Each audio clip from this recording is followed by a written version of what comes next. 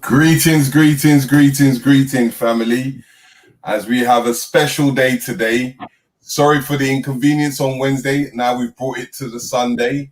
I hope you was at the reparations yesterday and had a great time, and you took part in what happened on that beautiful Saturday.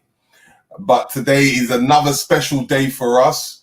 As you can see, the advert before is that we are having a big, massive telethon on the 15th and 16th, where we're going to be demonstrating a whole heap of our history globally. So we're going to have many speakers, many kings, many queens, and people from the community coming and indulging. And I'm asking for a lot of people. If you've got a business or a company and you want to promote, you will have the opportunity to come onto the platform and promote what you do or what you're about. Because even though we're going through a lot of history and forms of health and well-being, but it's all about the economics and how we can unify ourselves together. So before I even go in depth into presenting our special guest, I'm going to let my co-host introduce himself. What's good, people? Welcome to another Black Eyes TV production. Again, big up to everybody who we saw down at the reparations march yesterday, supporting, coming out in solidarity, no matter who you was there for, what group you're affiliated with. Appreciate the networking on that, and we had a really good day. As Riggsy said, this is a good day as well, because I'm glad and happy that we was able to reschedule the sister with this powerful information today, going into our history on the Haitian Revolution from then till now. So yeah, without further ado, let's do this thing. You know the routine, people. Like, share, subscribe. Yeah, if you want to donate, the links are there for the PayPal, but definitely hit that like button as we go along, please. Okay. Begin, Mr. Riggsy. Okay, so we have this beautiful woman, and she gives us all the information. I know you've seen the hidden colors, and you've seen the Haitian Revolution 1804. And many other things. If you've been to the African Liberation Day, you've seen her there. You've seen her around the UK and around the globe. She's been to Africa. She's been to the US. The resume is just so big. I'll be here probably for 10 days. But I'm going to allow our beautiful Professor Bayyinah Bello to present herself and to give us who she is about. Thank you, brothers. It is a pleasure to be part of your program on Black Eyes TV. Is that Black Eyes TV 7? Yes. Black Eyes TV 7. Thank you for inviting me, and thank you for taking the time to reschedule. And it is my pleasure to, well, what can I say about Bayyinah Bello? She's the mother of 4. She is the grandmother of 10. And she's the great-grandma of 4. Wow. That's yeah. But, I've always, for me, in understanding where you are and where you're from, is I've always classed that as the true Africa. The reason being is that you have every influence of Africa, especially in forms of their tribes, their families, that have come to one place and created a phenomenon thing, which created that revolution. But before I even go into that, I want to know, like, you growing up from where you were born to where you became, where you got to in your forms of studying, because a lot of these children today, they don't get to know where to start or how to begin, because some people will say, "Oh, history is boring," but history is a beautiful subject because it breaks down everything. Actually, our history, as you know, we tend not to use this term "his story." Yeah. Which, if you say it, then you justify that they only talk about men. Mm-hmm. Whereas through our history, you have information of contributions of women, men, elders, younger, civilians, military, centenarians, every facet of human life have contributed to whatever has happened anywhere. So this is why we have coined and prefer the term artistry. So our personal artistry is that we are born of 7 daughters of my mother, Marie-Christine Domerson. And if I go back to 7 generations, on my father's side, we are related to Emperor Faustin I of Haiti. And when we climb back 2 other steps, Emperor Faustin I is from Dahomey. He is from the Kwashi family. And the Kwashi family are judges. People are, till today, when you're in Benin, you will find that people who are, as soon as you say you are Kwashi, they say, oh, so you must be in the law, justice, the lawyers, etc., etc. So, in general, traditionally, Kwashis are defenders of the law. On my mother's side, we do have Taino, Arawak relatives.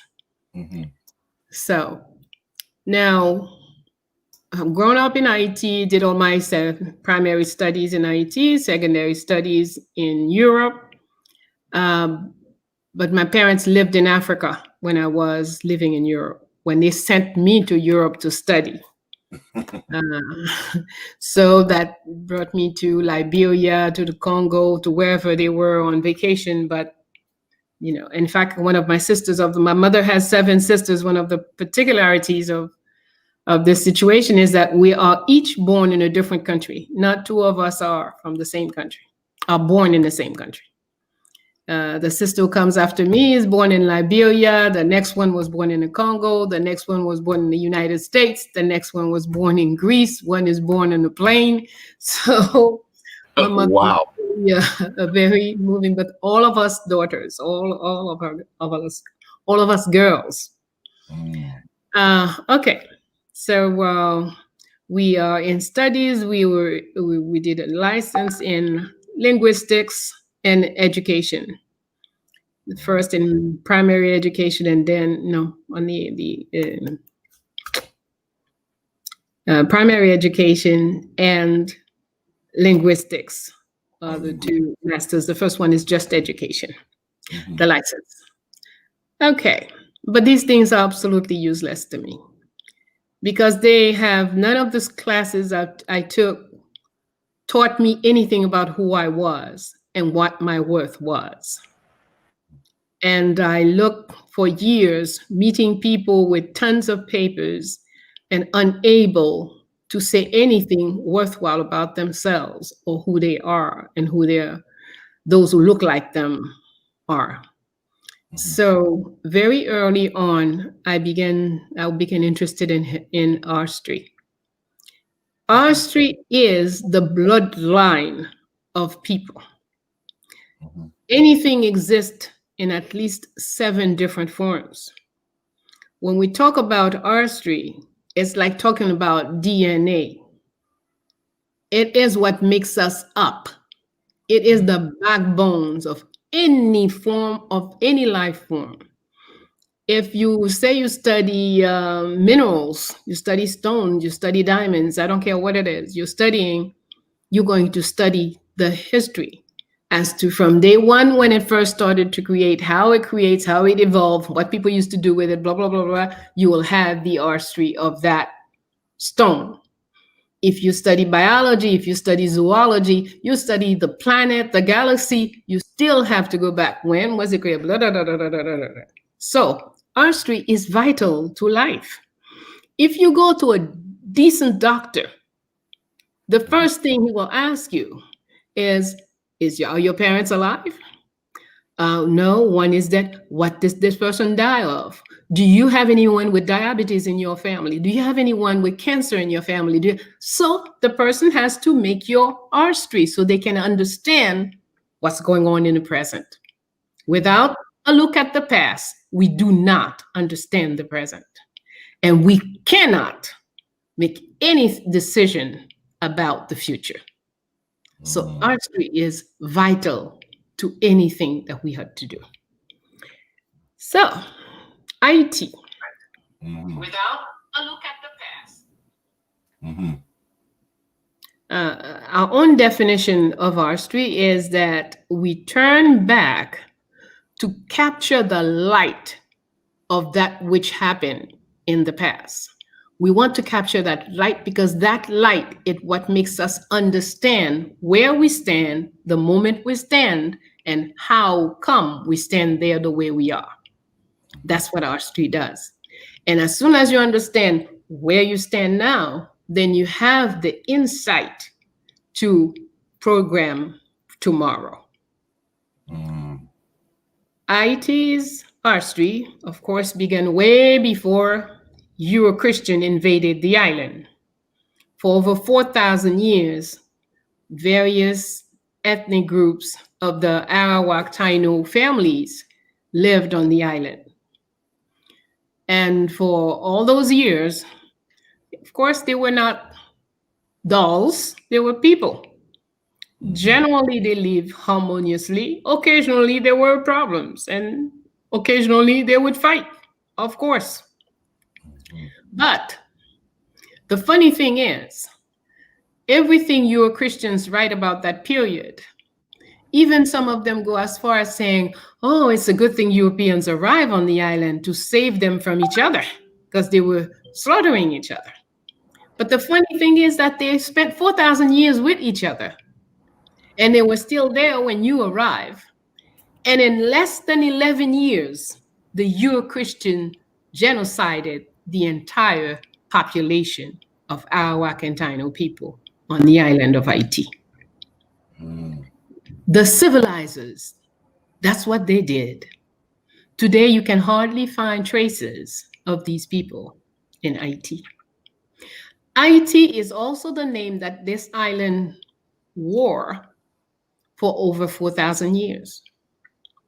So actually, once we became independent and Dessalines chose to give back, and he said that, let's give back the name that the Arawak gave it in honor of our ancestors, the Arawak ancestors who were slaughtered by the Euro-Christians. So Dessalines named the island, give it back, because the Euro-Christians had removed the name Haiti and put Hispaniola, they put Saint-Domingue, they put it whatever they wanted to put.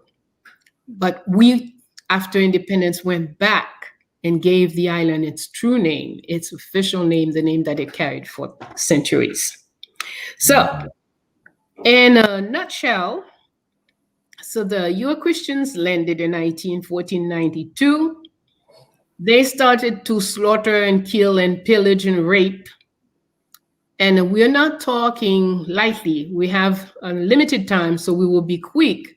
But there are things that, as evidence, are very solid, like laws that Christopher Columbus established a law to say that people had to go out and get gold for him. And if you bring back, you have a measure that you had to fill. If you bring back and it was 3/4 or 2/3 or whatever, they would cut off one of your arms. They would cut off one of your hand and let you bleed to death. That was the law. It was written in their books that he wanted a brand new girl between 13 and 16 every night in his bed. So that means he raped a little girl every night that he could do it. So we're not talking about, we think, we're talking about what they said about themselves, what they wrote as to what they did.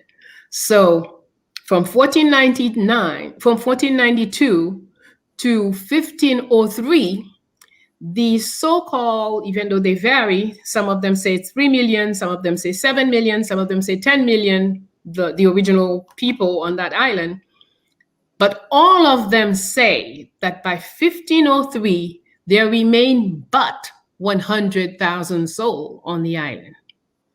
So that would mean a genocide that killed minimally 2,900,000 people.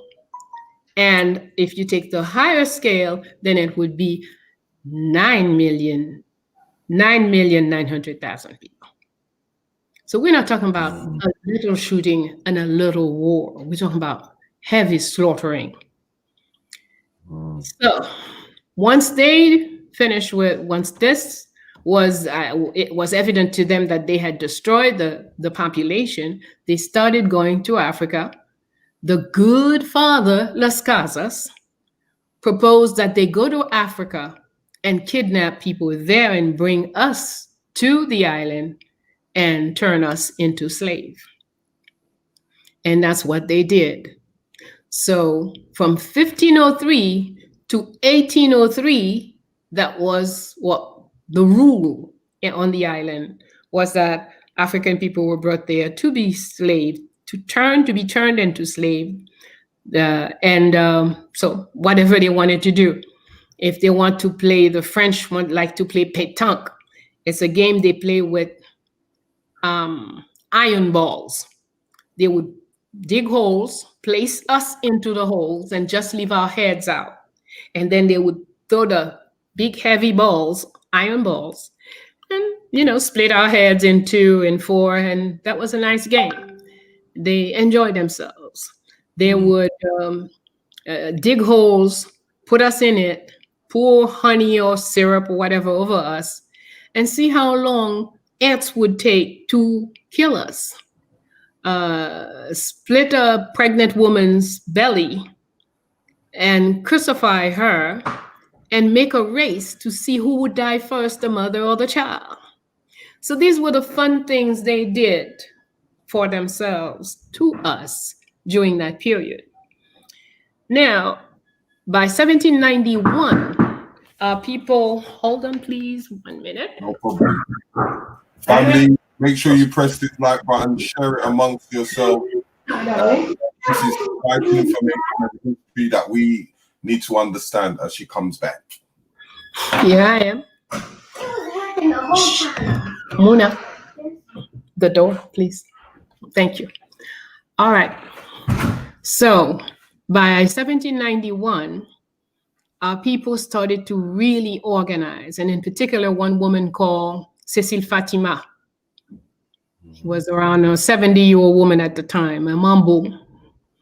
And she decided that she would organize our people because we needed to have a major meeting to decide what are we going to do so our children and our grandchildren do not suffer the misery that they are living now. So to put an end to all that. So this woman organized, she took 4 years of planning and organizing. And then she trained the people, created codes. For example, if I'm in London and I have to go to the meeting that is closest to me, I will have a name.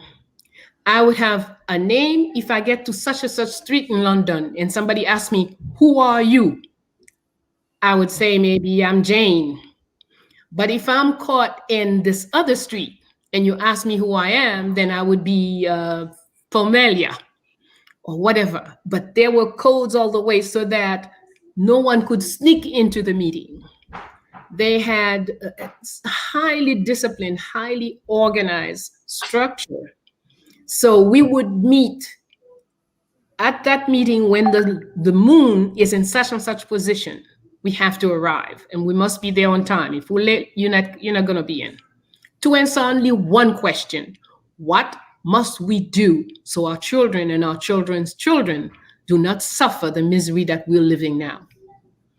And so at this meeting, they decided the only way, that was August 14, 1791, in the night, of course, a full moon. And we have to, the decision was, there is only one language that these people understand, it's force. So we must find the way to fight. Without fight, nothing will happen. And so we agreed, everybody agreed, and there was she organized several meetings the same night. She had no what's this? StreamYard. No telephone, no internet, no typewriter, etc., etc. No cars, no horses even. But yet, she mobilized, she set up a structures where 18 meetings would take place the entire length of the island, so that everyone, wherever you were, you would not have to walk more than a half hour to get to a meeting. So you get to the meeting, a quick meeting, we decide what we want to do, and you sneak back into the plantation before they even know you were gone. That was the, August 14, in the night of August 13 to 14. That's what they did. And they decided the only way is to fight. Somebody tried to say, well, they have weapons, they have guns, they have this, we don't have anything. The answer was, no creature exists without a way to defend yourself. So search in yourself, use your creativity, and come up with your weapon. Every tool is a weapon. If you're eating with a spoon and somebody attacks you, that spoon will no longer be a tool. It will become your weapon. If you're sitting on a stone and you are attacked, can you do that without noise? Thank you. If you are attacked, then that stone will turn into your weapon. It will no longer be the tool that holds you. So this is what our family organized on August 13 in the night of 13-14. And they agreed to this fight. And that a week later, August 22nd, they will begin. Use whatever you have. Do whatever you can, but the fight must. And so from 1791 to 1803, 13 years, we fought seriously against all these people. Many leaders rose and many fell. Some people tried to tell us, oh yeah, Toussaint was not that, Dessalines was that. No, everybody accomplished their mission. It's a long ride, and all of us didn't make it to the end. And so, but what is important, it's like a relay in a race. I do my leg, pass you the baton, you pick it up, you continue, pass the baton, and that's what we do. And we do not have to go into a thing where we're taking one ancestor and trashing him or her and putting this other one up. No, each one did whatever they could. They contributed to the measure that they were able to. And that's what's important. And that's what will help us go ahead if we are conscious. None of us are perfect. No one knows it all. Everyone has to can only give what they have, and that's it. So we went through those 13 years of fight. We won the ultimate battle, the Battle of Vertières. Until today, the French dictionary does not have that word.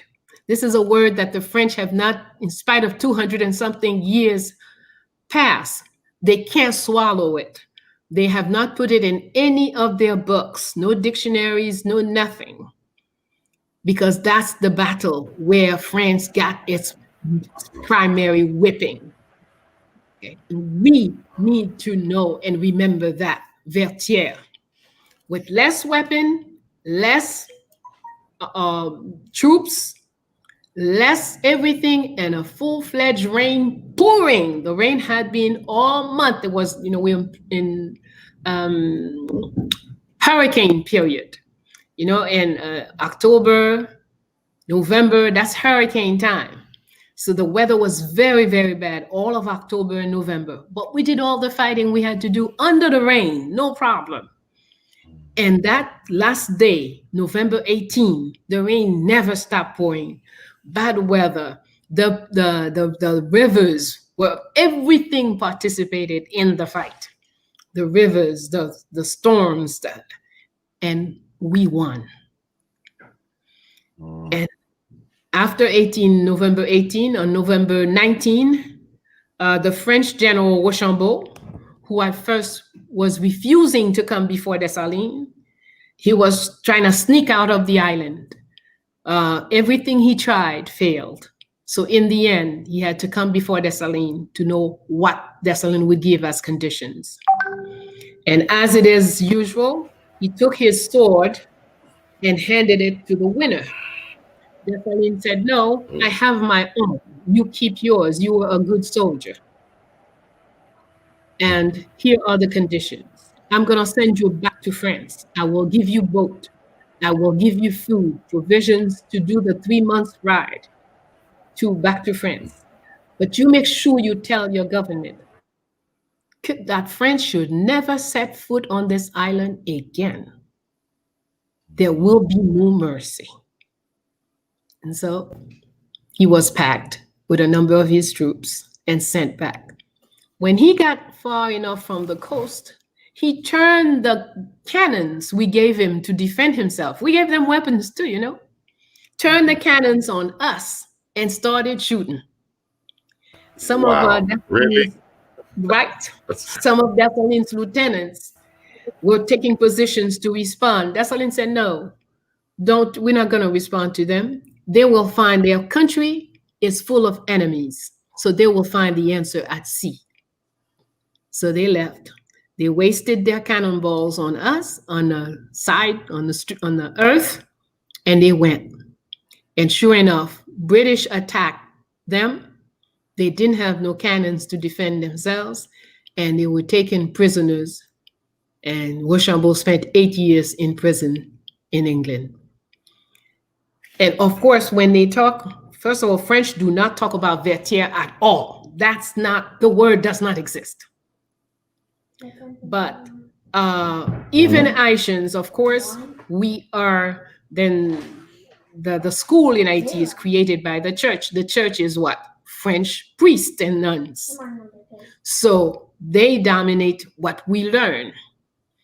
So even though they couldn't deny Vertières, because everyone's mouth, Vertières is, whenever you say that, every Haitian becomes 10 feet higher than what they were a minute before.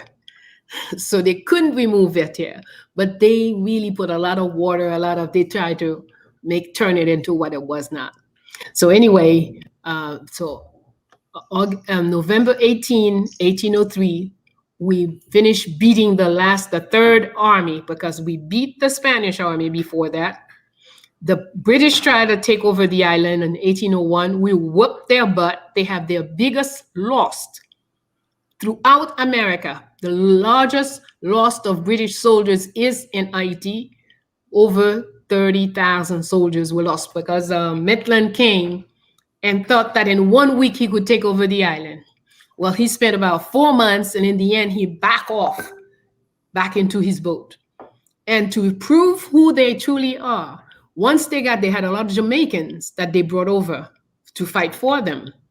Well, all the Jamaicans, all the blacks, they put them in separate boats, and they set fire to those boats, because they didn't want the Jamaicans to go back to Jamaica and tell what kind of a whooping they took at the hands of black folks. So, November 1803, Vertières. November 29, we did the National Declaration of Independence in a town that Dessalines named Fort Freedom. And on January 1st, 1804, we did the Universal Declaration of Independence. And at that point, Dessalines said that Haiti is now a free country and will submit to no force in the universe, not just on the planet. No force in the universe can put us back in slavery. That was Dessalines' words. And that's why, till now, the war, Haitians think that the war was over in 1803. But the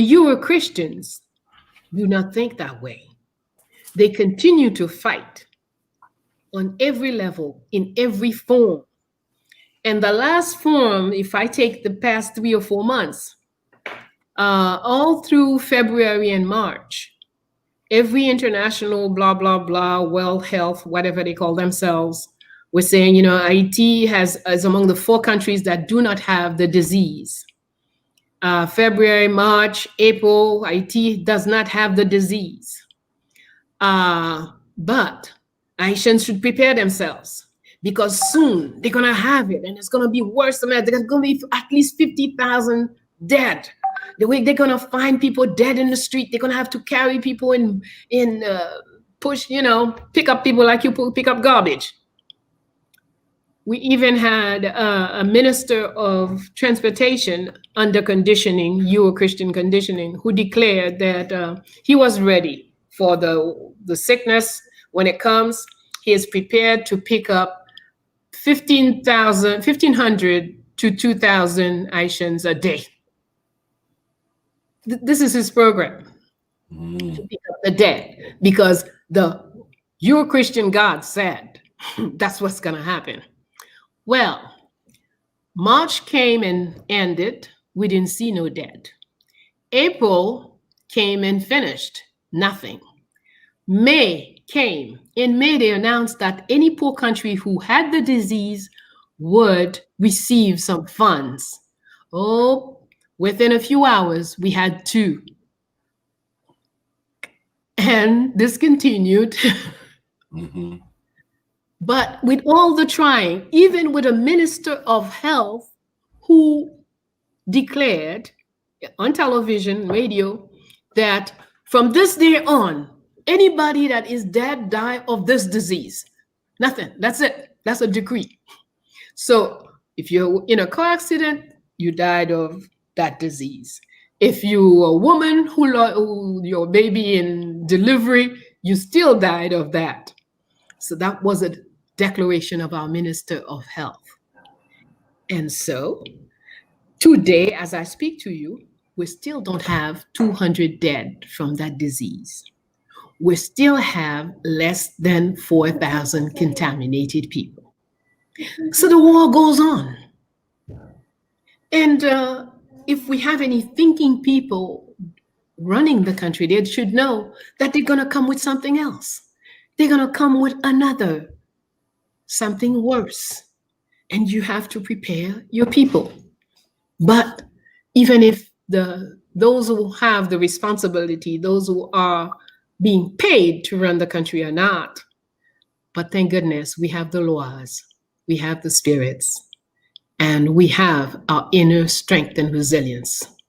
So their programs don't pass. No doubt. Listen, that's powerful.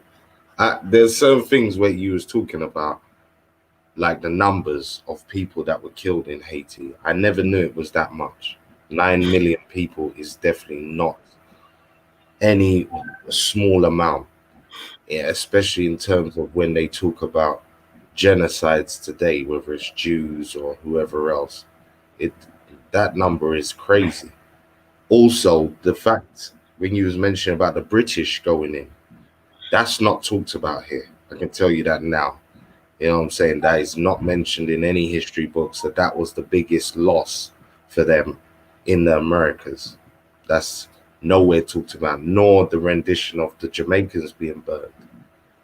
Because again, I think when people hear about Haiti, Jamaica, and some of these countries, they think the mix is a recent thing. They don't realize how far back these islands and our people have been mixing and transferring to these different places. And as you said, even in your own case, the cultural mix is strong and diverse throughout the Black nations.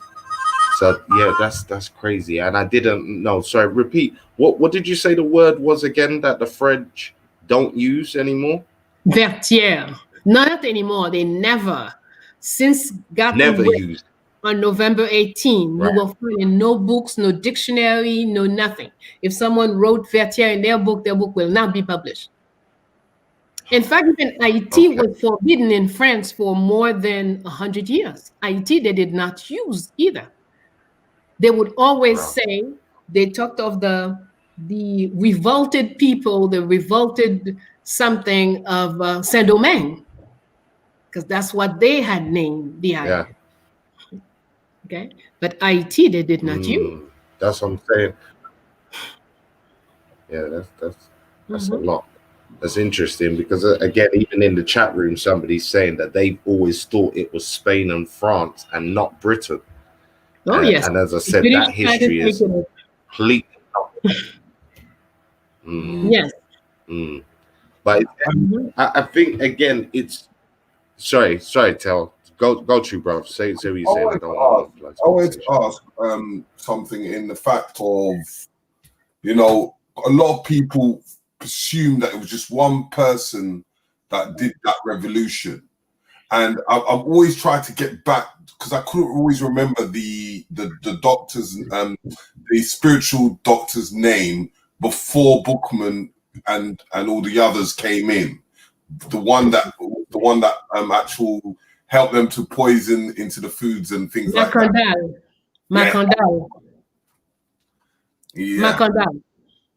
Yeah, I just wanted to have a quick insight on him because, you know, a lot of people always look at the ones that were glorified, but not knowing it was a process over time to how it got to where it was. Yes. In fact, I say Haiti went through 312 years. Went to 312 years of fighting. Because from the time they arrived in 1492, the Arawaks started fighting. And among the Arawak leader who fought the longest and the best is a woman named Anakaona. And for 10 years, whereas, the Arawak crown, let's say the government, they call it a crown. A government is made of 5 people, 5 leaders. It can only be men and women. It can never be 5 men. It can never be 5 women. That was their law then, way back then, over 4,000 years ago. Okay? So these people coming up with feminism and tell us stuff, blah, blah, blah. They're going to teach equality. So the Queen Anakaona fought for over 10 years before she was captured. And all of the capturing of all the various leaders, the Arawak leaders, was not because of military know-how, but always it is through lies, it is through tricks. That's how they took them. Kaonabo, they told him the King of Spain, they wanted to make peace, and the King of Spain sent a gift for him. The gift is a bracelet that they're going to put in his hand, put your hand out, and when they put it, it was gold handcuffs. That's how they took him. Tuanakaona, same story. They come to sign a peace treaty. So they signed the peace treaty, and after signing the peace treaty, they give the signal for all those guns to come out from the woods and start to slaughter and destroy everybody.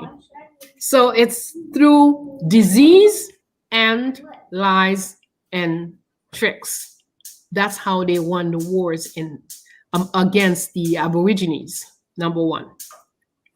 So from 1503, the Africans start coming. And from 1503, the Africans start fighting. We fought on the African soil, not to be taken. We fought on the boat when we were taken. And we fought upon arrival in Haiti or whatever island we landed in. The fighting continued.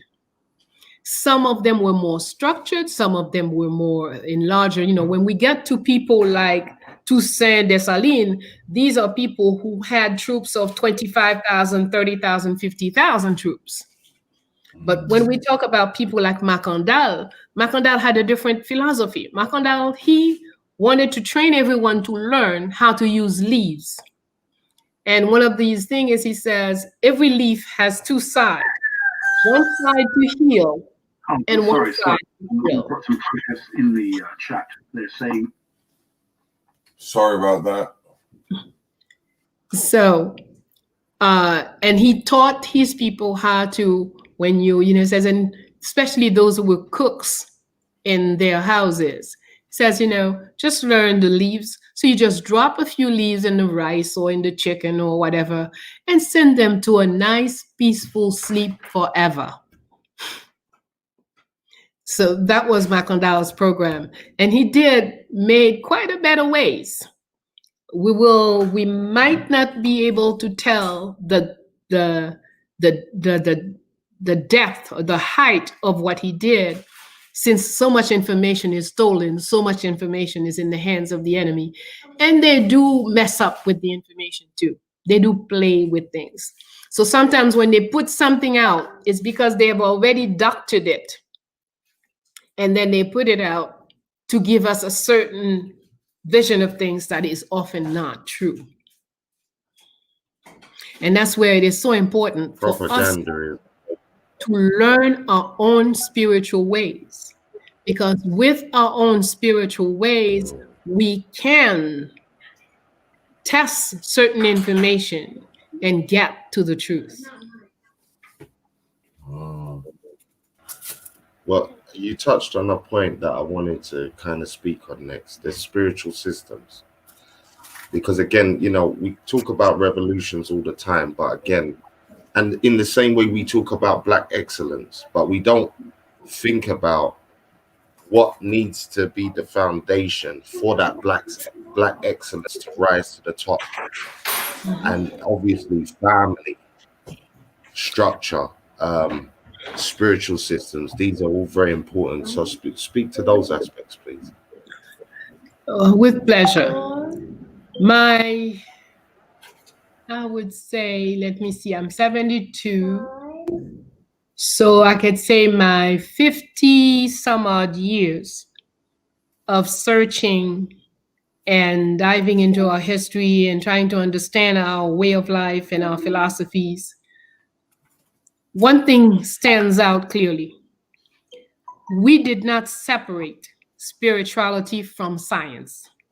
We did not separate spirituality from history. We did not separate spirituality from day-to-day life. So the very first element that brings us to, that weakens us, is that, you see, to me, of course, everybody is free to do what they want to do, even though that's not freedom. As Amunhotep, Ethiopian philosopher, wrote nearly 5,000 years ago. He said, one is free when you are shackled to your identity. It's a very beautiful poem, but the last paragraph talk of, if you are not shackled to your identity, you're not free. And to me, it's clear. If I'm a fish, I'm in water, and I aspire to climb this tree over here and go on top of the tree and sing like a bird, something wrong with me. I'm fish, but I have lost my identity. I now want to behave like a bird. So even if, let's say, that was my lucky day, as I'm wishing very hard to go on the tree and sing like a bird, some little girl comes into the sea, grabs me, and take me to her sister and said, look what I found, this beautiful fish. And I'm very close to this tree now. What happens to me? I die. I'm out of my element. My wish brought the end to my life because I forgot who I was. And that's a key element for us to keep in mind.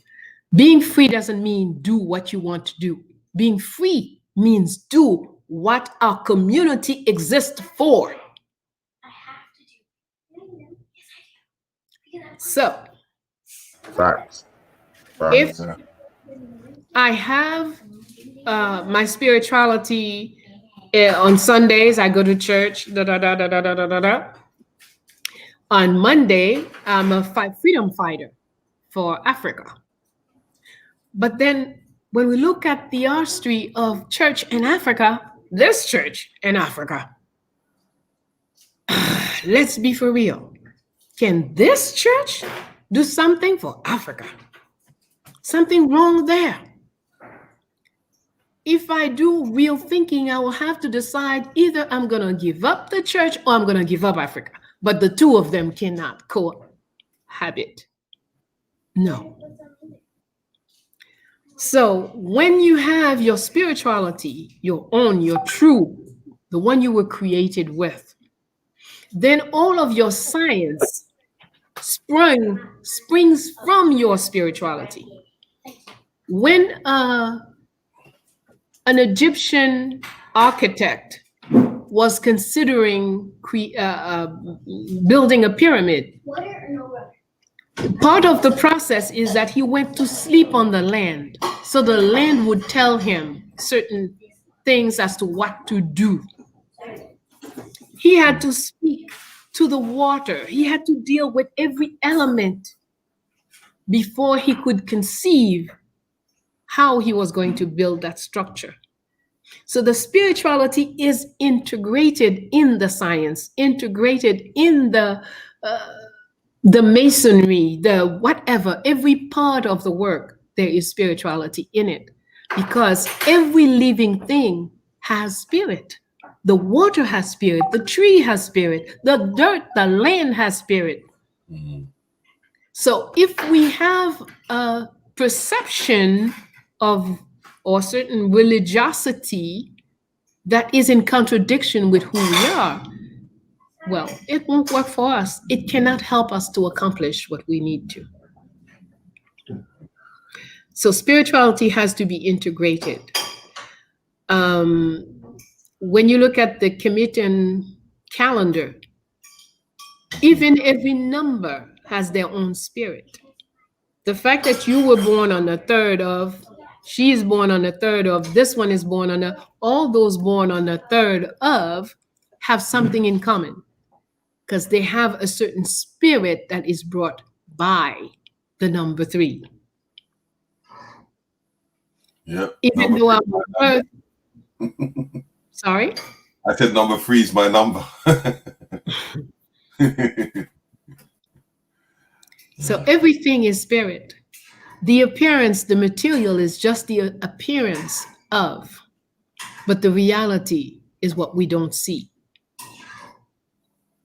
You know, in the fact of the spirituality, and you know what I used to explain in some of the history, like with Bookman. Even though Bookman, they say he was a Muslim, but he still applied the spirituality to his cause. I just wanted you to help us to have a little insight on that. Okay. From my understanding, my research has shown that yes, Bookman lived in Jamaica prior to being in Haiti. And though I haven't been able to, I have not completed my research on his mother, but it would look like his mom was a revolutionary woman. And as a punishment to her, her son, her only child, was sold into slavery in Saint-Domingue. Yes, she practiced Islam. And so she gave a little book, a little Quran to her son. She tied it into his clothing. Now, when he got to Saint-Domingue, they wanted to remove that book, to take it away from him. He fought. They burnt his arm. He suffered a lot of torture to try to keep it. But ultimately, not having a community of Muslims, Bookman became a great hunga. So the practice, the religious practice that he really got into once he was on our island is VODUN. And it is as a Hungan that he did all the work that he did. He accomplished everything that he did in as far as our street is concerned. All right, because I always try to show people that spirituality is embedded within the culture itself. That it's not, because people try to box it into a form of religion, than more than what it is of a way of life. That's true. Or at most, I could say that's my belief system. I believe that unless you're doing the reason, for example, if we take the Asiatics and their martial arts, their martial art is a highly spiritual practice. So in the Euro-Christian societies, they take what is seen, the material part, the gestures, the kicking, the knocking, the whatever, and they take that and say, this is martial arts. But it's not martial arts if you don't have the spirituality of it. It's exercise. But the art that you have, which is complete, it is science, it is a physical activity, and it is most of all a spiritual thing. When you have the whole thing, then you have it. Otherwise, you're just doing some gestures. Because yes, spirituality is integrated. Once you have something that is separate, if you don't go to church, God will punish you. Who built this church? Some thief built this church. Some criminal set it up. And whoever is running it is, whatever they are. So that cannot be that there's some God is going to tell me that unless I go to this particular structure, that I'm not. No. So in my belief system, I don't have any, I have to be on Friday, I have to be on Mondays, I have to be on Saturdays. No. I know that I must work hard to be constantly in as much harmony as I can, my inner self and my outer self. The divine lives in me. So I have to behave in ways that the divine will feel comfortable with the outer self. Okay. Now, in looking, as we've been talking on the aspects of the past of the male side of things, I've always wanted to know, in that form of revolution, what were the women doing at that time? Because a lot of women were doing a lot of the works and were not shown into the limelight of our books. Absolutely. Let's take, I mentioned earlier, Queen Anna Kauna. At the time of the arrival of the Euro-Christian, the crown is constituted of 5 people, 4 males, 1 woman. Within 3 years, all the males are killed. So she is alone now, running the island, running the crown. She's gonna last until 1503. And I found a letter of Ovando, one of the Spanish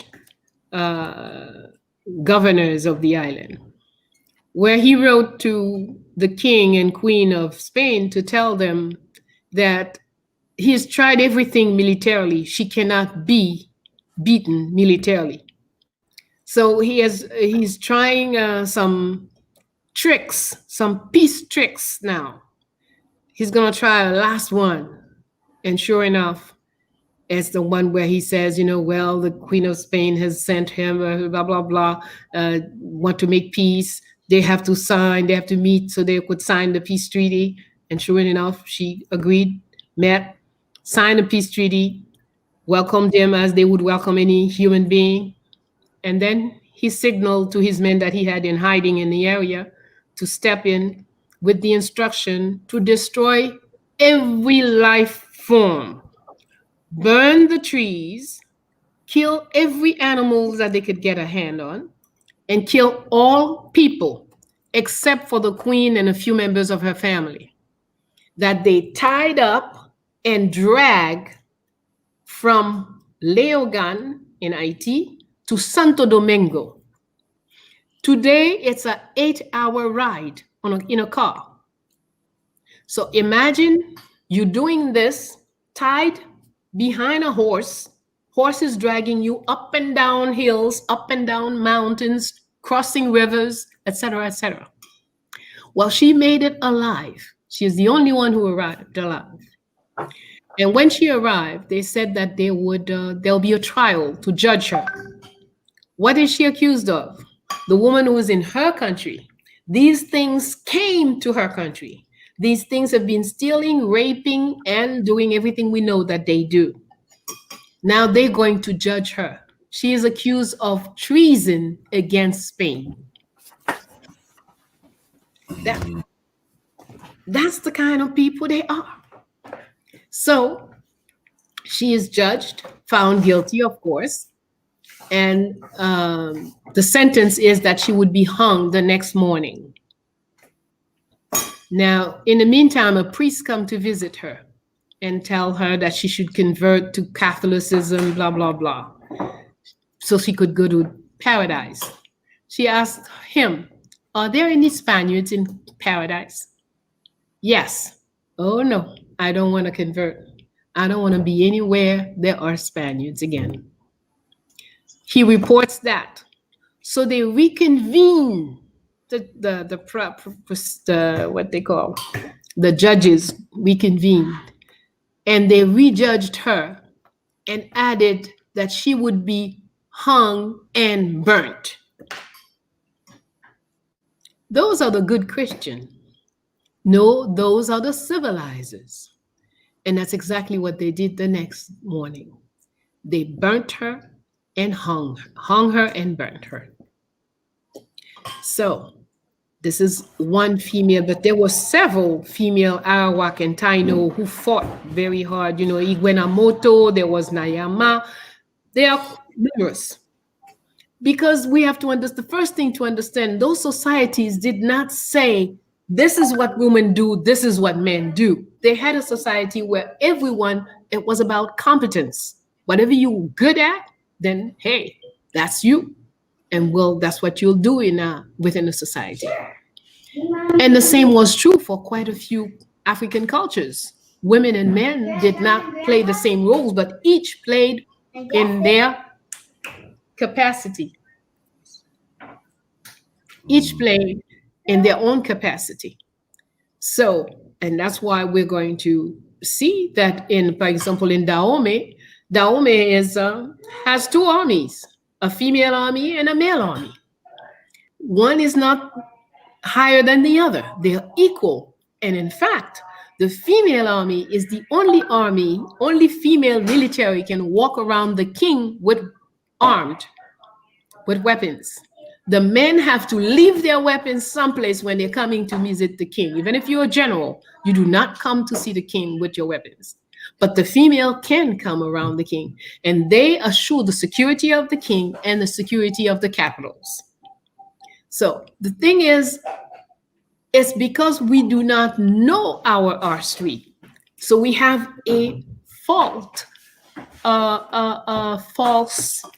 perception of who we are, who we have been, and who we are, and what we can do.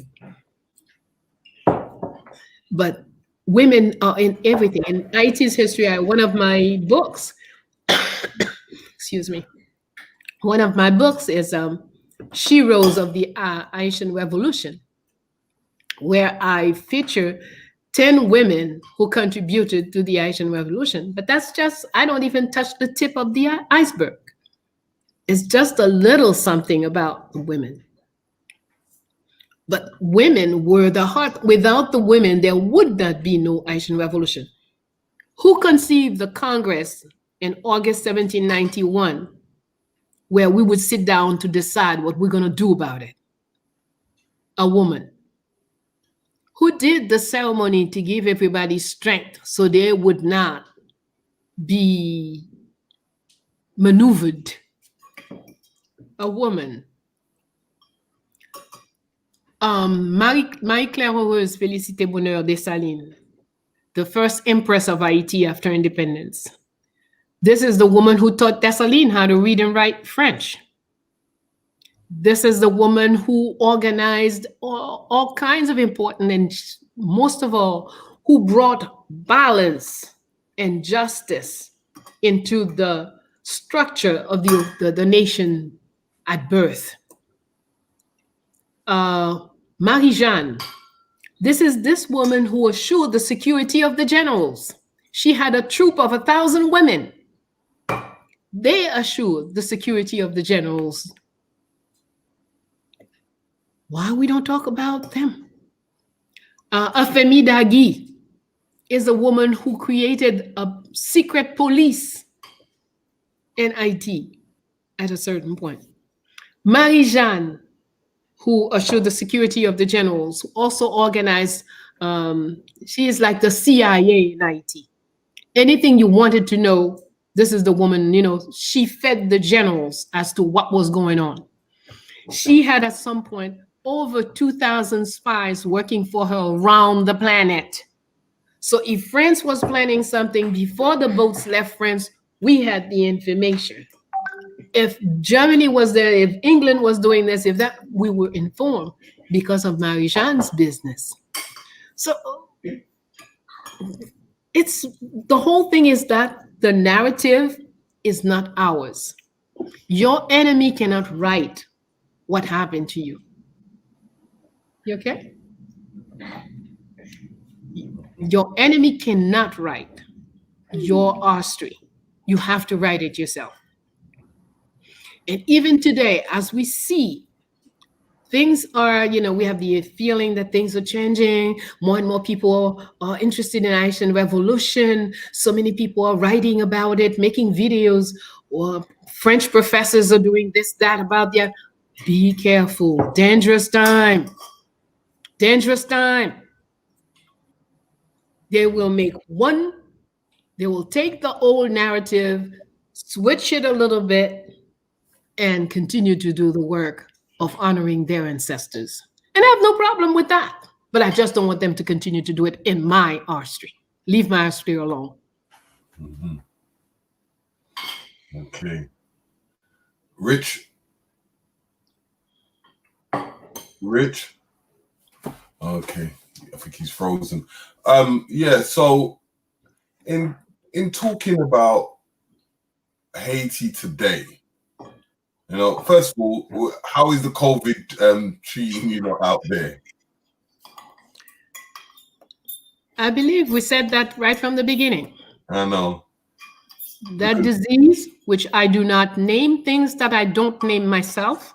I do not repeat words after people. Mm-hmm. And I do not put in my mouth that which I don't wish to have in my environment.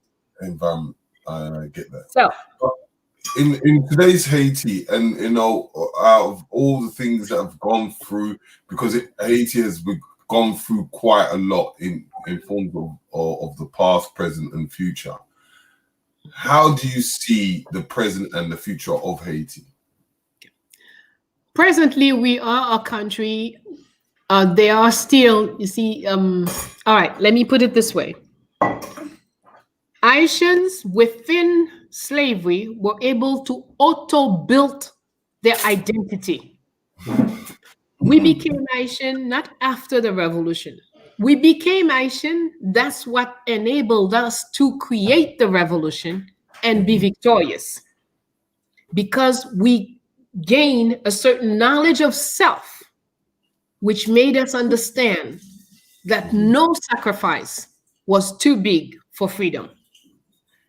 So once we did this, of course, many of us thought after 1804, this is the end of the war. Dessalines knew it wasn't. And that's why Dessalines spent most of his time building on the security of the nation. Christophe also continued the work of building on the security of the nation. But people like Pétion, and a lot of others who followed his lead, they were people who said, well, now that we are friends with the French and we are equal to the French, we can buy from the French and trust the French. And the French came, the German came, the British came, the US came, each continuing their program. That means raping, stealing, doing whatever they know how to do. And now they had one more thing to rape us and to steal from us. That's the independence, the freedom. Little by little, more and more contracts, or what they call those things again, or whatever they are, papers were signed among Haitian governments and your Christian governments. With each one, a piece of the independence went away. And in 1860, we signed with the church, with the Vatican. Haitian government signed what is called the Concordat. And in that piece of paper, Article 12 says the church has monopoly on the public education. You know what that means? The church has monopoly on public education. Yep. The foundation of it all. Exactly. So they will have your children's mind in their heads. They will wash it any way they like and put in whatever they want. And so that school produced the type of people we see heading the country today. People who have no sense of identity, who do not understand how how to protect a people, and who are simply constantly waiting for the white man to speak and to execute. That's basically where we are at now. So, but at the same time, the good side, the blessing is that we do have Haitians.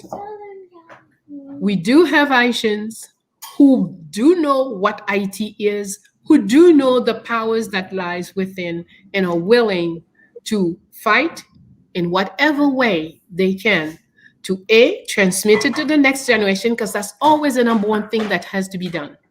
Transmission to the next generation. And then the fight can go on, because you have to go to, when you're fighting for freedom, it's freedom or death. There is nothing in between. When you fight for freedom, it's freedom or death. So when you go to war, you have to make sure you have the little ones coming behind that are ready and prepared to carry on. Because you're not going to worry about your life. You're going to worry about their well-being.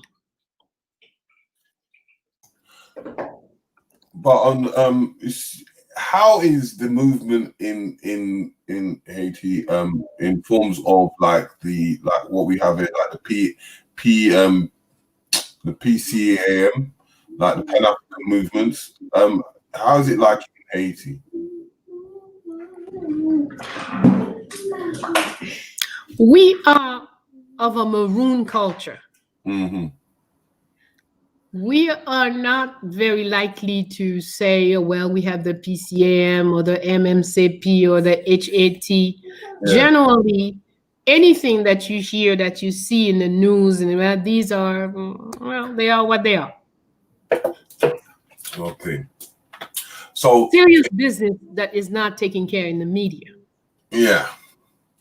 And this is why we try to be a media basin to get in everything that we need as an African people, or as a Black people, to able to unify and to coming together and understanding each other's ways of life.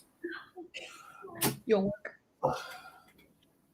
And like we have like over here where we've established an organization called Manhood Academy in forms of rites of passage. And what reason why we're doing this big event is to identify the children within each different country or state, into able to understand other children across the globe and the progress of the children in Haiti. How is that coming about at this precise moment?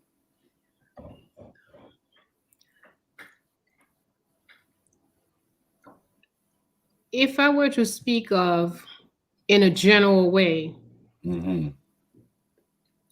as far as the masses of children, no one cares. No one. Okay. There are spots, there are little circles where children are being properly trained. But as far as a large, no. No. And in forms of the people that we don't really talk of their name, their hold within it, because, you know, I heard that because of so much things that have happened through after the hurricane and the development of the country, it's been very difficult for people where it gives them that notion to not able to care. But, you know, if there was something that we need that needed to be done, or somewhere where it needed to start from, where would you advise to starting from? Well, as I said before, the first thing is the transmission to the next generation. The information has to go down, and it has to be our own information. You could take 1 million children, send them to school, and have them sing "London Bridge is Falling Down." And you say, you know, these children are doing well in school because they can sing about London Bridge and Eiffel Tower and everything else. But ask this child to name one bridge in Haiti, child does not know. So the content of education must be drastically changed, because the key to anything is the knowledge of self. In order for me to be me, I have to know who I am. And to know who I am, I must go back. I must go back and learn who my great, great, great, great, great were. That's what will give me a strong sense of who I am. So if once we would start this program of knowledge of self, that's why Fondation Marie-Claire was Félicité Bonheur des Salines, Fondation Félicité, that I'm the international representative. Fondation Félicité, our key thing is education.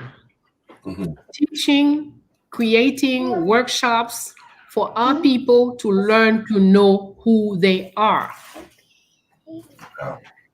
That's the key. We don't need to say to someone who knows who he is, you should take a weapon, or you should arm yourself, or you should protect your children. No. If you know who you are, then you know what to do. The problem is most of us do not know who we are. And if you don't know who you are, then of course, what to do becomes a major, it's a big problem. Okay? Yeah. Whether you are at the head of the country or at the bottom of the country. Yeah. In fact, it doesn't matter. Because at the head of the country, not knowing who you are, you're always waiting for some foreign somebody that you think is important, is powerful, is this, is that, whatever. You're waiting for them to tell you what to do. So they'll never tell you what to do that is good for your people. They have their program. Yeah. Okay. So the concentration has to be learn to know who you are. Once you know who you are, then you'll know exactly. I don't have to tell you nothing. You don't have to tell me nothing. We each will know exactly what to do in the interest of the community. In forms of your studying, and you know, I read a part where you went to West Africa would you say you gained quite a mass amount of knowledge? Because you have some people out that would say, you know, that some of the African people don't know their own history, but then there is people that do. Did you carry in contact with people that could break down the history and you could actually connect to it? Absolutely. I met many people. I was taught by many Africans who knew well their culture, their history, their environment. They were not necessarily the people who went to school in Paris or London or Germany. Yeah. But they had tremendous knowledge and they had tremendous ability to transmit. That's the other key. Even when language was a problem, it was not a problem. When you're in front of someone who knows how to transmit and is passionate about transmission of knowledge. Yeah, I mean, that's what I wanted to bring up as well. The inherent connection between African cultures is apparent when you speak, from the Kemetic traditions to the Ifa, to the Orisha, to the VODUN. How important is it for people to understand that? Because as Terry was saying, there's people here in the West. We even did a show the other day where somebody was talking about the lack of history past 1,000 years for African people. And then I listened to you and you're talking about 4,000 years of history just on your particular part of the island. So when you hear things like that, and when you hear people talk about this inherent separation, what do you say to that? Well, the lack of knowledge, okay. The less I know, the more arrogant I will be. The less I know, the more imposing and domineering I will be. So, when you meet people who know, a knowledgeable person would never say things like, you know, there's a lack of knowledge on a continent, da da da da da da, you know, that kind of thing. It's, you know, obviously. So you had, on the short end, Africa has minimal 100,000 years of history. On the short end. Okay? Now, if I take just one small example, when the Greeks came to Egypt and they went to the library, which is today called the Library of Alexandria, is referred to as the Library of Alexandria. They were so amazed and fascinated at the mass of information that was available. After spending 4 or 5 years stealing, putting on their boats and sending to Greece, and they don't see how to end this, you know, everything that they wanted to take, they set fire to 60 million volumes of information. So this is one spot. Let's say throughout the continent, 100 of them, they did this to 100 places like that. But we have a saying, knowledge is never paper. Paper is not knowledge. You can burn the paper, you cannot destroy the knowledge. What you know, you know. The same way, and the proof to what I say, right now, the same person who will be saying, oh no, Africa has no knowledge, blah, blah, blah, blah. I want to do my DNA. Okay. So you go do you go to the white laboratory and have them do your DNA for you. And your DNA is going to say that you are tell so many percentage of Yoruba, you're so many percentage of Greek, or so many percentage of this, that, and the other. And whatever they say, you say, yeah, that's what I am. Excuse me, girls. Lower the voice. So, percentage of, but whatever they say, you just take it as just the way it is said. No question. I'm going to Hold it. Wait. Hold it. Okay. Bamuna. Okay. Put on a shirt. If you're not putting on this properly, put on a blouse or something. So when you take that information, and that information is what? That information, DNA, that's your history that this laboratory told you and that you take without questioning. And then you come and tell me Africa has no. We have our history coded in IT.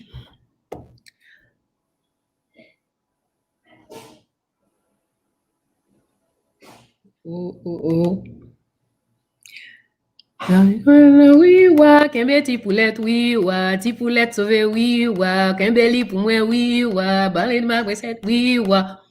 It's a song, children's song, every child in IT sings.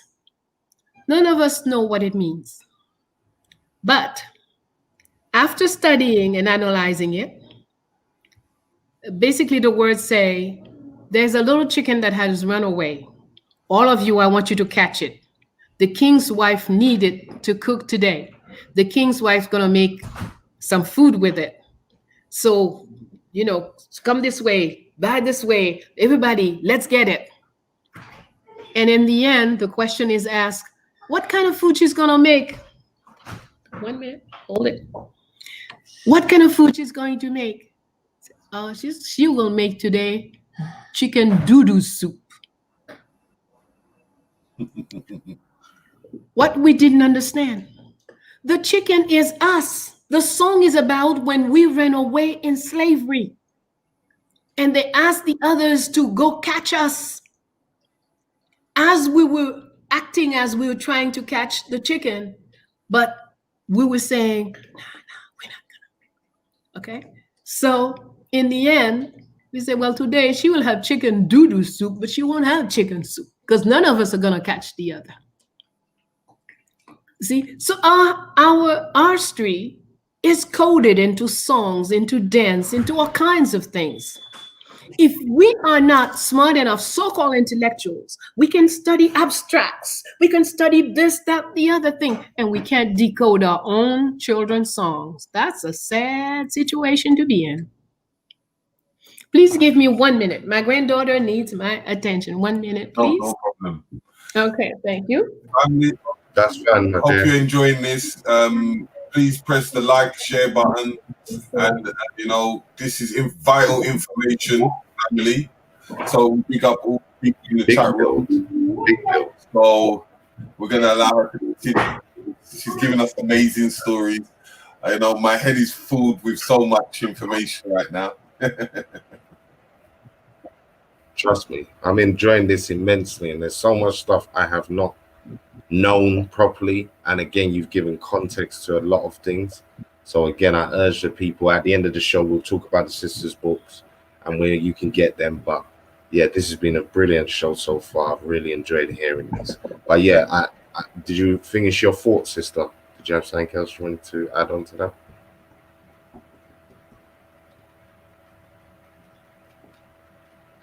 Okay, and I send my email address for those who want to get in touch. Okay, so yes, we have our artistry. We do it in pottery, we do it in the design, we do it in the clothing, in the cloth that we make. Artistry is everywhere. We need to get in the right mind, stop being other than ourselves, so we can decode the information that the ancestors have left for us everywhere.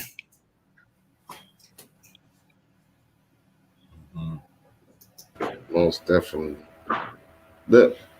You see, when you was talking about understanding the consciousness in everything, all the elements, everything being alive, again, I believe this is an important factor to drive home, because in this day and age of technology and synthetics, we tend to, rely more on what we believe are inanimate objects. And again, we're taught to use things without understanding the process behind how things work. And again, those spiritual systems, like you were saying, I believe put you more in touch with understanding how your environment works, and you in turn drawing energy and power from that. When you see today, in this current day right now, and all these riots in America and marching across the world, where do you see that going in terms of where we're at spiritually as a people and politically, you know, across the diaspora?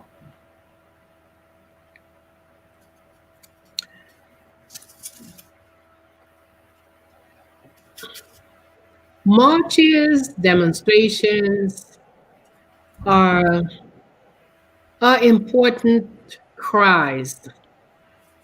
There are means to give off what is too much when you reach a point where it's just too much.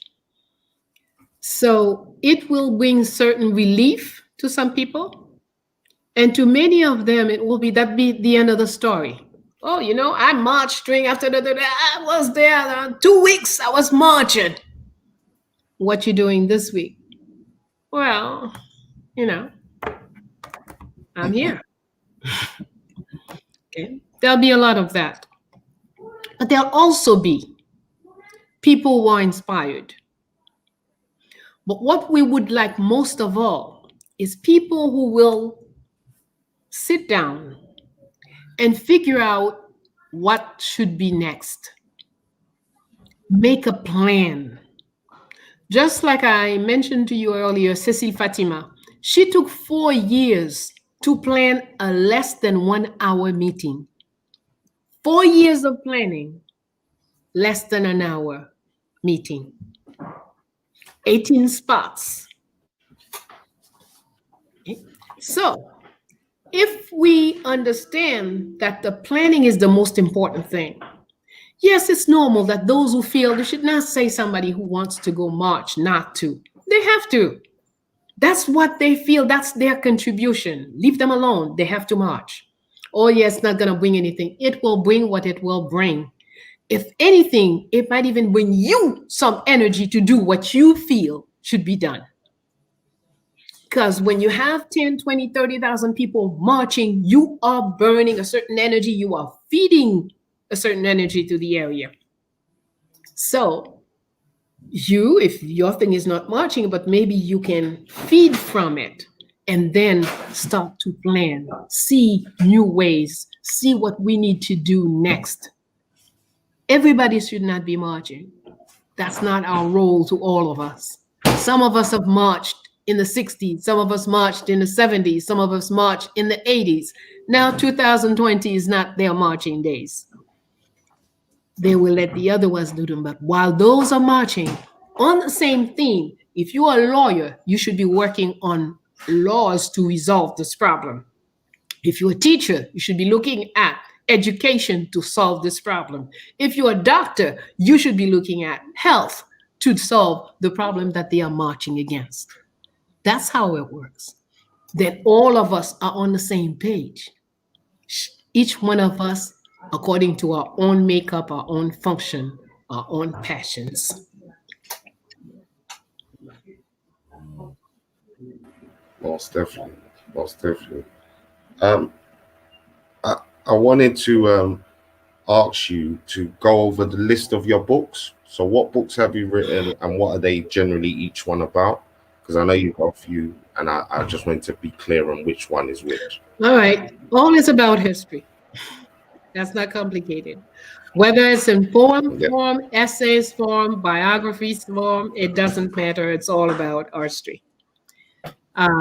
So the one that is available today, that is in the market, is Heroes of the Haitian Revolution. Probably by next week, there'll be the book on Dessalines. We're planning to put that out on the net. I mean, I've been working so far. I have not been very much on the net, but now I have a couple of young ones around me who are determined to have me put a lot of things on the net. So looks like we're going to have several books that are not on the net yet, but they're going to be available soon. So right now is Heroes of the Haitian Revolution, and by next week, a book on Dessalines. Right, perfect. And If we'll they were, information in it, we'll have that in the description for everybody when you come to the video. Okay, most of your books, the ones that are out at this moment, where could they go to finding it? Heroes is on Amazon. Oh, it's on Amazon. Okay. Yes. Yeah. But hopefully we will change that soon too. We'll have our own site. I'll be purchasing that because this weekend is our Black Pound day. That's right. It's for us to go and purchase the book ASAP on Amazon. Go into your pockets and go and buy that book ASAP, because it's some knowledge that you can teach your children, and not just your children, you can teach yourself. So go and purchase that book on Amazon. As soon as you come offline, just go on Amazon, look for Heroes and purchase the book. So yeah, go on, Richie, as you were saying. You know what? The last thing. Sorry, go on, sister. What was that? I said I put the title there for you. Okay. I typed it in on the chat. All right, cool. We'll put that in the chat. Yeah. Again, we're always talking about Black family first here. That's one of the themes that we talk about. Me personally, as a single parent right now with kids and doing my thing, I've always looked at the family as the cornerstone of a Black nation. Before anybody takes on any titles, any, positions, you come from a family. You come from a family unit. So I just want you to, if possible, just speak to the importance of the Black family as a basis for Black excellence. All right. As I said in the beginning, I am the mother of 4, grandmother of 10, great-grandma of 4. So I have 3 generations in front of me. And the family is the brick with which you build the society. So a flawed family is a flawed brick. So the structure will be weak. Any little wind or rain can bring it down because the structure is weak. Unfortunately, very often, our people are not, because we have been conditioned to have this divided view. I remember in the 60s, some of the brothers used to say, in certain organizations, some of the freedom fighting organizations, well, sister, I'm going to sleep with you tonight because a brother has worked hard and needs her. So, well, that's your problem. You find somebody who's going to do this with you, but it won't be here. Okay. But many people have, unfortunately, and this we retraced it from, again, slavery. You see, in slavery time, when the colonist would send you to Marysborough, and as you come out of Mary's, they send you to Mona, they send you to Pauline. And then in a few months, he has 3 or 4 of these women pregnant. Then you get to see all his teeth and he compliments you. You're really good because look, you making his wealth. He's proud of you. Okay.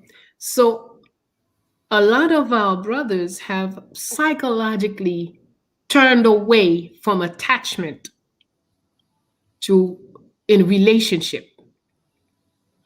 And because that generally was a threat. If they notice that you like me, I like you, that was reason for punishment. Anything could happen.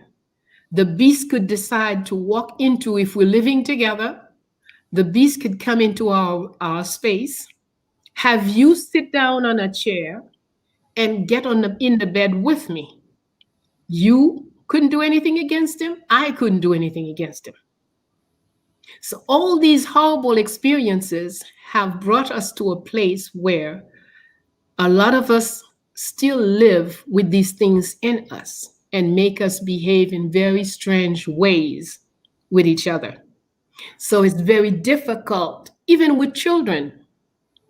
Some of us will have, like, again, from slavery, you will see that very often a Black woman will say, if you say, your son looks good, or oh, your son is, make a compliment to the child, and the mother will say, you should see his room is always dirty, blah, blah, blah, blah, blah. She'll say something that is not positive for the child. We may think that's a horrible thing. To her, it's protection. Because from way back then, if they start complimenting your child, you don't know what they want to do with that child. So to protect the child, you say all kind of horrible thing about this child. So people will leave the child alone. So there are a lot of things like this, psychological leftovers from slavery that have damaged our families. But again, the cure is not very far. The more you know our history, the more you will understand what to do to correct yourself. If you know why you're doing something, then if you face up to why you do it, then you can correct it. And those are the things we need to be serious about. We need to be serious about understanding that to have a strong society, you must have a strong family. And strong families are not built with whims. Today I'm here, tomorrow I'm there, oh, I'm a free person, I'm a freedom fighter, so I can, have 10 women. No, that's not it. Again, another thing people tend to say, well, I'm an African can have several women. Well, there were also structures in Africa where women had several husbands.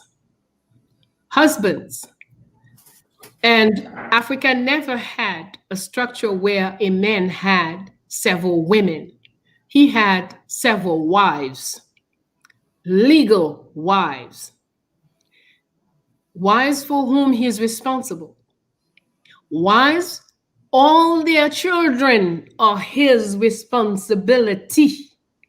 That's what we're talking about. So it's not about having women. It's about creating families. And if you're creating families, that means you have responsibility. In some cultures, if a man had 3 wives, for each of their birthdays, he has to come home with 3 gifts. He cannot bring for the wife whose birthday it is. If he's bringing a gift for one, he has to bring a gift for each one. Are you ready to take those responsibilities? You're not yet qualified to have several wives. If your wives have 10 children, you're ready to pay school for 10 children, buy books for 10 children, feed 10 children 3 times a day. These are ordinary things that we must think about before we say, oh, I'm going this, I'm going that way. No. If you're going to go that way, you must look at the responsibilities that work with that way and then make a wise choice. Can you afford it? So wise choices we must learn to make. Family is important, but family cannot be built on lies. Family has to be built on reality and truth. And we have to be aware of all that past histories live. When I was getting married, I was 19. I refused to sign a paper that would say, oh yeah, married to this person until death do us part. No, I don't know that. I cannot say that because my mother has 6 sisters. None of them have been with a man who never had other women. So I'm not going to ask somebody something I've never seen. My grandfather had other women, had children by other women. This is my reality. I'm not going to ask someone to do something because if I sign it, then that's what I want. I'm not signing this. And it's a good thing at the time they had just started allowing people to make their own contract. So we changed it. We removed the things I did not want, and I put what I believe to be something I could live with. And that too is key in building a family. Your word. If your word is not bond, you're not ready for family. If you change what you like, what you dislike every week, every month, you're not ready for family. So stay alone. There's no wrong in being single. Be single. Yeah. But if you say you want to create a family, you have to be aware of all that it entails. And you have to ask yourself, am I ready for this? And if you're ready, then yes. But word is vital. We can't get away from that. My word is bond, and bond is life, and I shall give my life before my word shall fail. Vital.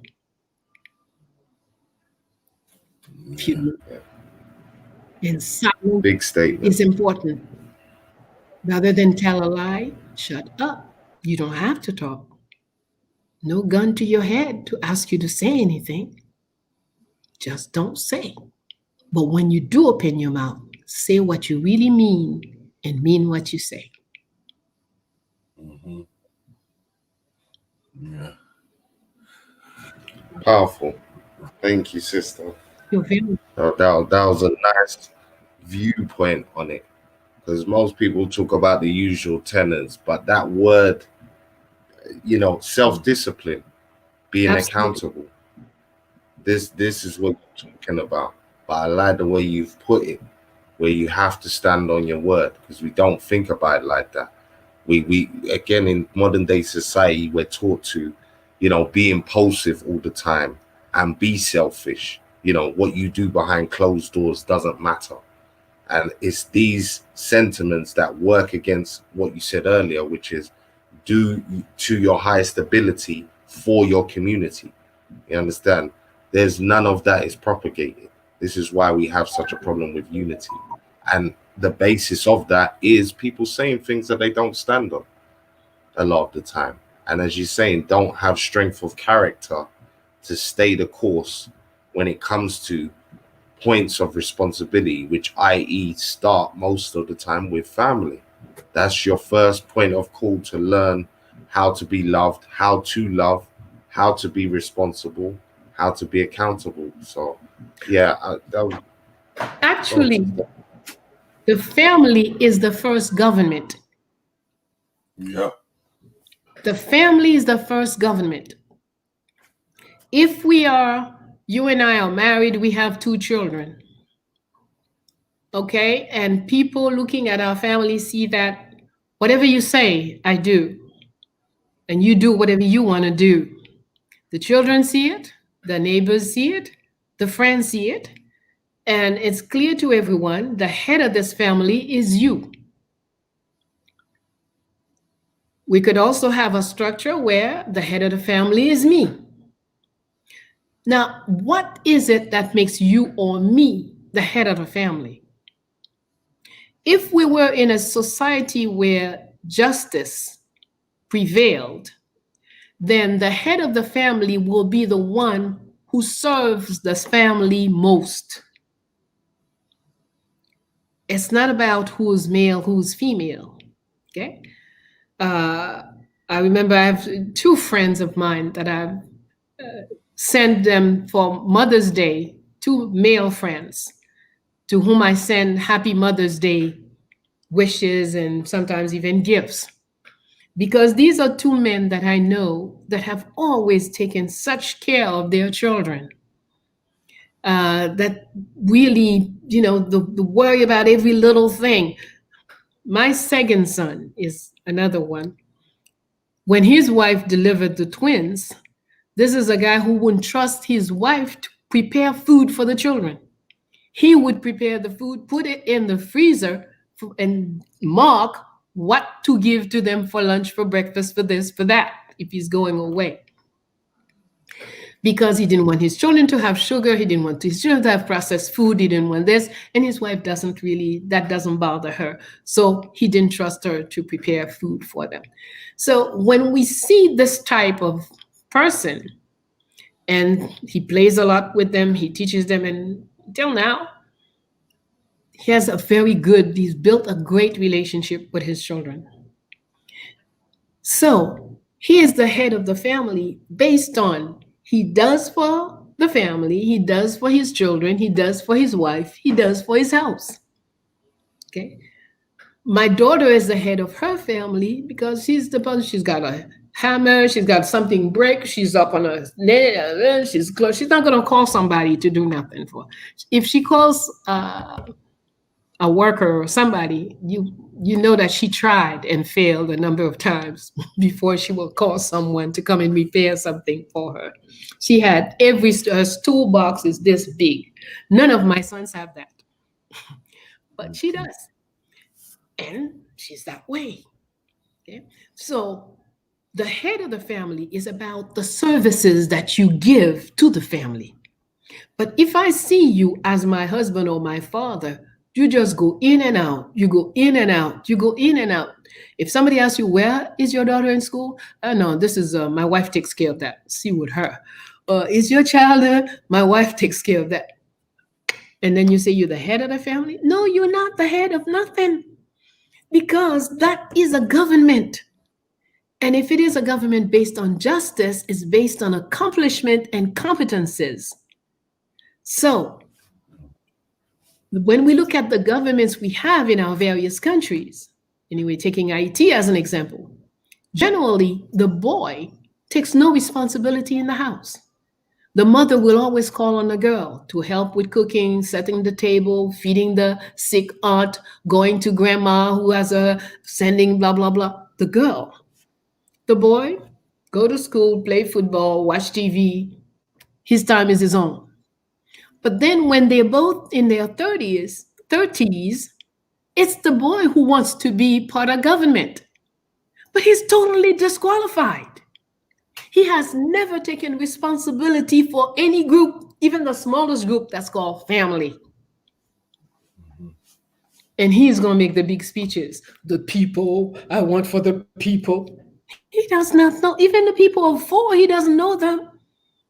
He can't do nothing for the people of 12 million. So that's it. The family is the first government. If you run the family well, you qualify for higher positions. But if you don't know how to make the family work, come on, you're not qualified. So, sorry to say, if the women are the ones who usually take responsibility, then they are the ones who are qualified to run. And since most of our governments are almost 90% or 95% male, we understand why they work so poorly. Mm-hmm. They did not practice in the family. This is the build that we that makes perfect sense. Mm-hmm. Makes perfect sense what you're saying.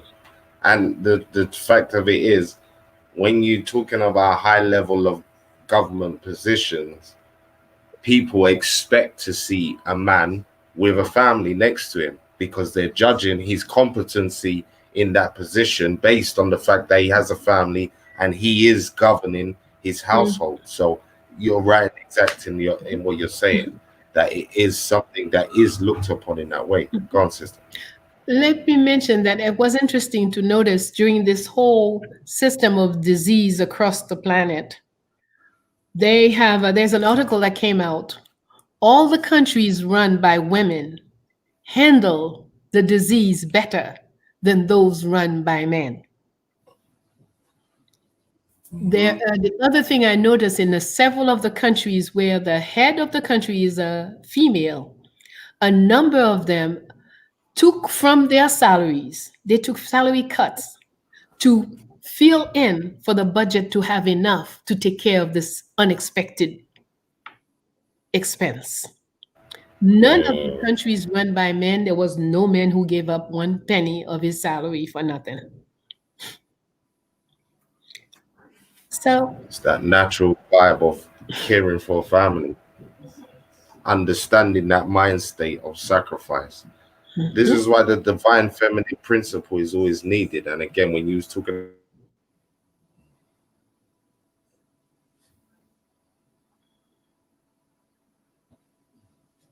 You're on mute.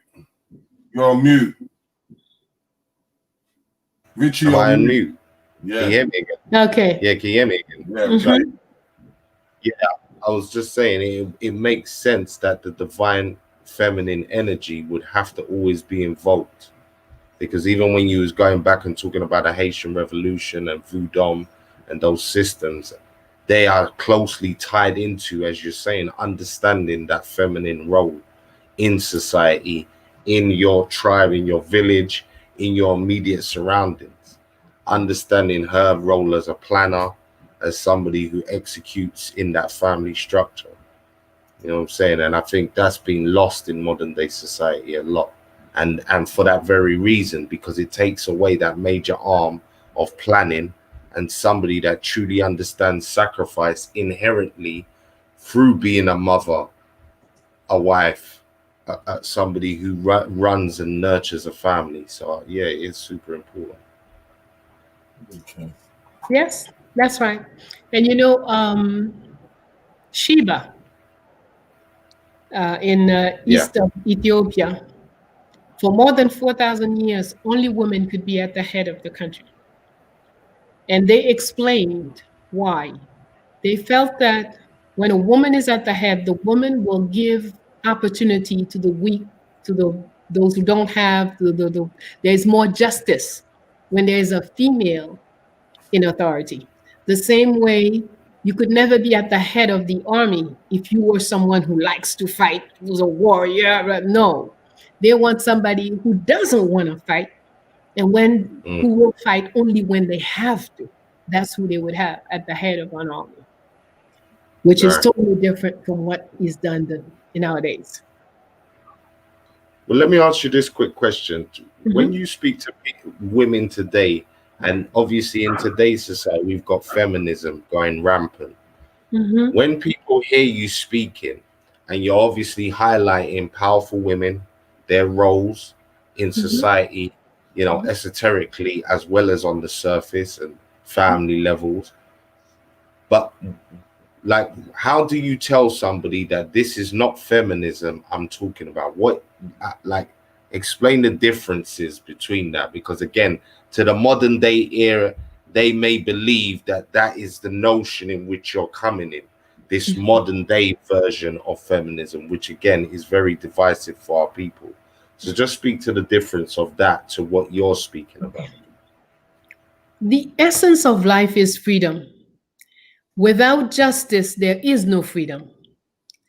And if we have in our archery books only males, we've already decided that women are worth nothing, and all of our children, our girls, are being raised feeling inadequate and lacking. So it's all about justice, giving to women, bringing to the forefront the contributions of women of the past.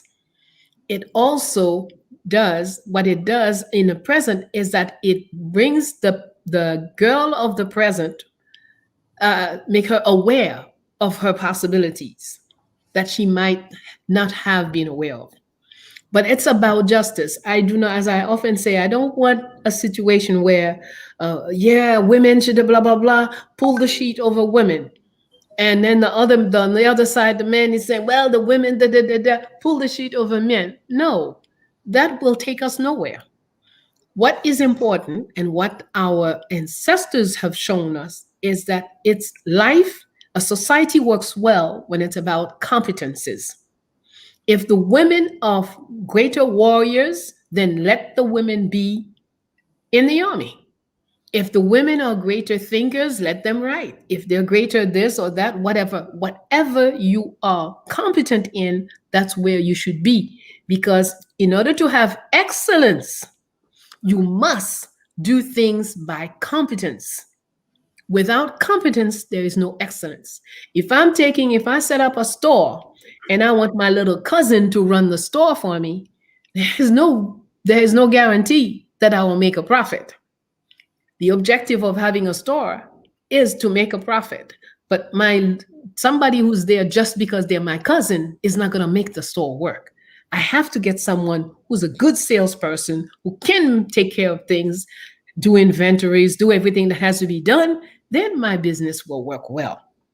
So it's the same in a society. We have to give everyone opportunity, but then we have to make choices based on competence. Whoever is best qualified should do it, not about how many women, how many men. So, like I often say about Haitian parliament lately, it's just a bunch of men who, for money, will do whatever. So when someone says, "Oh, there should be more women going into parliament," I said, "Oh no, I do not wish that at all. Not that parliament."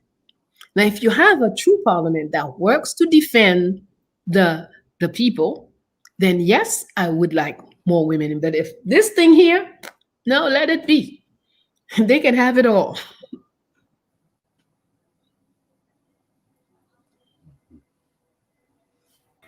All right, much appreciated, sister, for that. I mean, Riggsy, Yeah.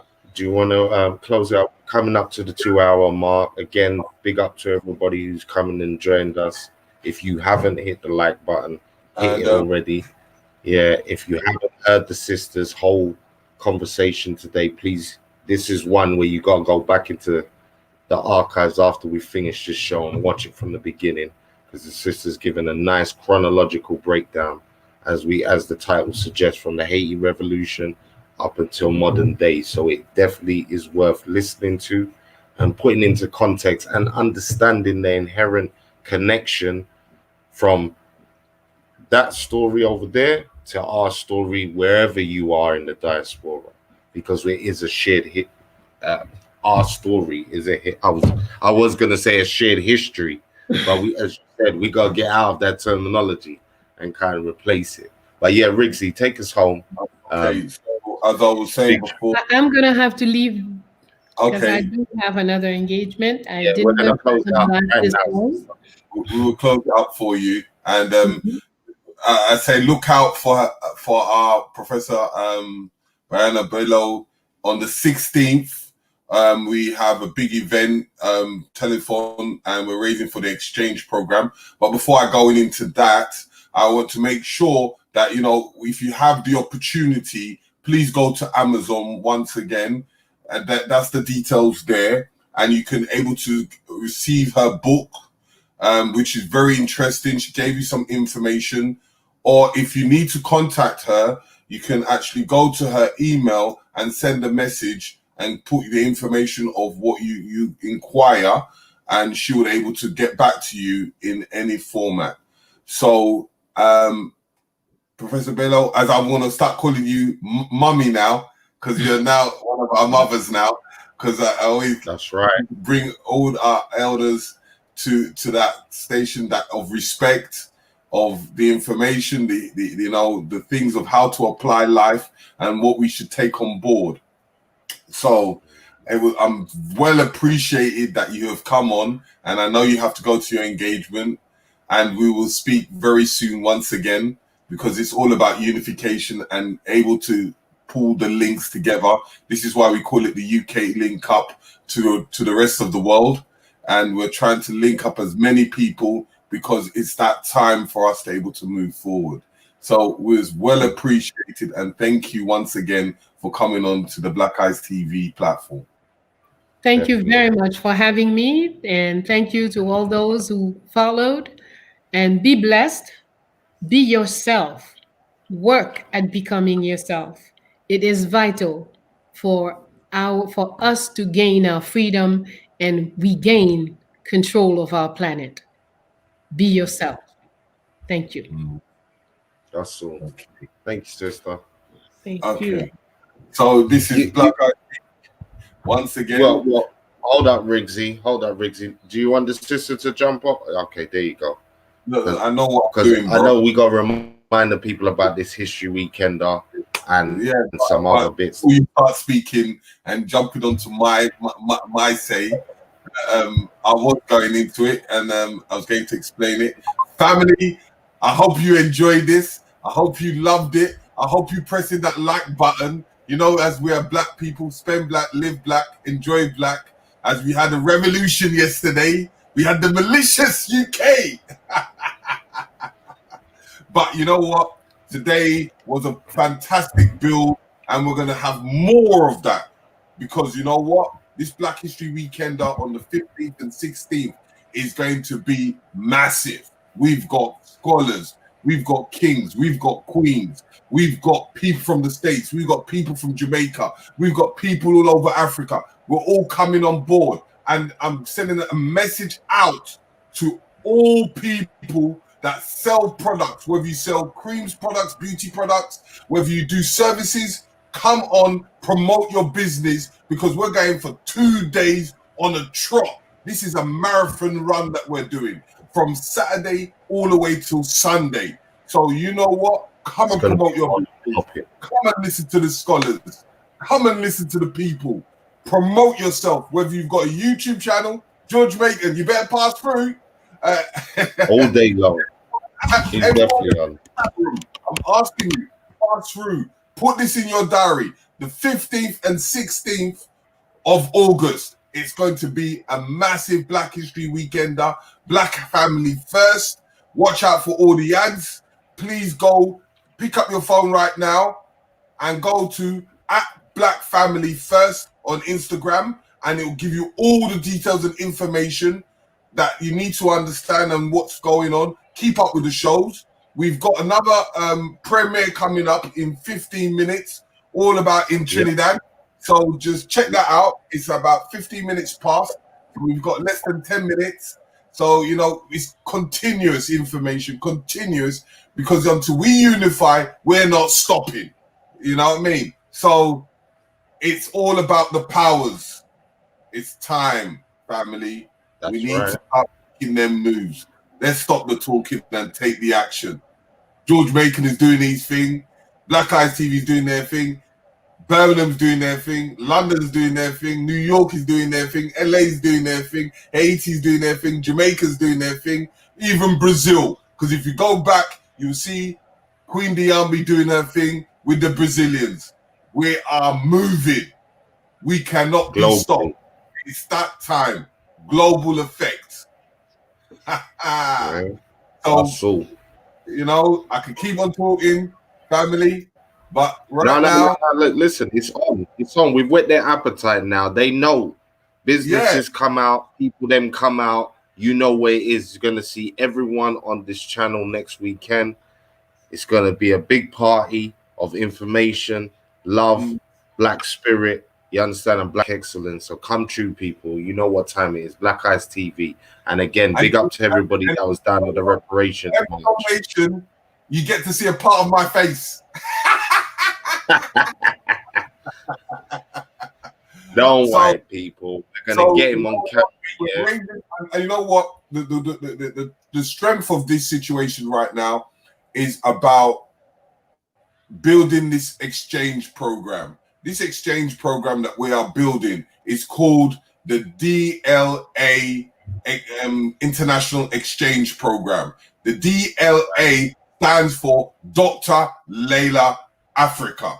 We're doing it in the honor of his name and to keep his name alive, right? So we are asking to do this exchange program, which will able to bring all kids across the globe interacting and then able to build foundations in Africa for the children at a certain age to go there as a group collective globally, to go there and able to embrace that motherland once in their life so they can say they have achieved something.